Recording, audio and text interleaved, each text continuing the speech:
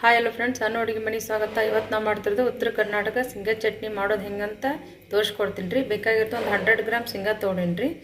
ಜೀರಿಗೆ, ಬೆಳ್ಳುಳ್ಳಿ ಒಂದು 2 ಗಡ್ಡೆ ಬೆಳ್ಳುಳ್ಳಿ ಹಿಂಗೆ ಸುಲಿದು ತೊಗೊಂಡಿನಿ ರೀ. ಕರಿಬೇವು, ರುಚಿಗೆ ತಕ್ಕಷ್ಟು ಉಪ್ಪು ರೀ. ಇನ್ನು ಫಸ್ಟ್ ಹುರ್ಕೊಂಡು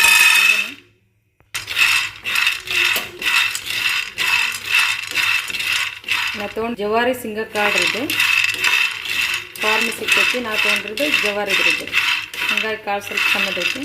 ಈ ಥರ ಆಯ್ತು ನೋಡಿ.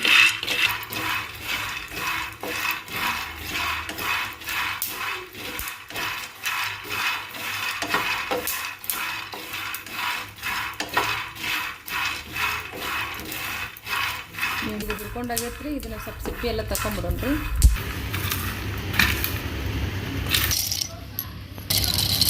ಮಿಕ್ಸಿ ಮಾಡ್ಕೊಂಡ್ರಿ. ಚಟ್ನಿಗೆ ರೆಡಿ ಹಾಕ್ಕೊಂಡ್ರಿ.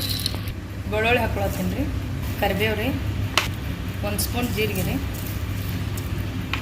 ರುಚಿಗೆ ತಕ್ಕಷ್ಟು ಉಪ್ಪು ಹಾಕ್ಕೊಳತ್ತೀನಿ ರೀ. 1 ಸ್ಪೂನ್ ರೀ, 2 ಸ್ಪೂನು, 3 ಸ್ಪೂನ್ ಖಾರ ಹಾಕ್ಕೊಳತ್ತೀನಿ ರೀ. ಒಂದು ಅರ್ಧ ಸ್ಪೂನ್ ಸಕ್ಕರೆ ಹಾಕ್ಕೊಳತ್ತೀನಿ ರೀ. ಮಿಕ್ಸಿ ಮಾಡ್ಕೊಂಬಿಡೋಣ್ರಿ. ಇದನ್ನು ಮಿಕ್ಸಿ ಮಾಡ್ಕೊಂಡೆ ನೋಡಿರಿ. ಚಟ್ನಿ ರೆಡಿ ಆಗೈತಿ. ಶೇಂಗಾ ಚಟ್ನಿ ರೆಡಿ ಆಗೈತೆ ನೋಡಿರಿ. ಲೈಕ್ ಮಾಡಿ, ಶೇರ್ ಮಾಡಿ, ಸಬ್ಸ್ಕ್ರೈಬ್ ಮಾಡಿ. ನೀವು ಒಂದು ಸಲ ಉತ್ತರ ಕರ್ನಾಟಕ ಶೇಂಗಾ ಚಟ್ನಿ ಮಾಡಿ ನೋಡಿರಿ.